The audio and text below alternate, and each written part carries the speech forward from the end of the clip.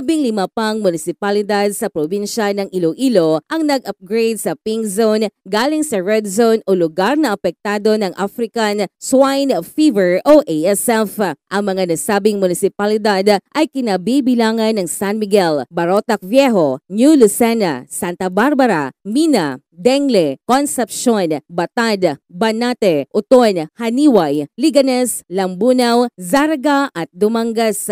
Sa 15 na munisipalidad, mayroong 1,139 na mga magsasaka ang apektado, habang ang mga lugar na nasa pink zone ay nangangahulugan na handa nang ipatupad ang Sentinelling Program ng bersyon ng Iloilo Provincial Government. Nilinaw naman ni Provincial Veterinarian Office Chief Dr. Daryl Tabuada na patuloy ang pagproseso ng mga dokumento para ma-download ang ayuda sa mga munisipalidad na in charge sa pagbili ng 2 biik bawat magsasaka. Dagdag pa ni Tabuada na mayroon silang guidelines para sa pagbigay ng tulong. Ito si Jennifer Karikitan para sa Radyo Alternatibo Balita Nationwide.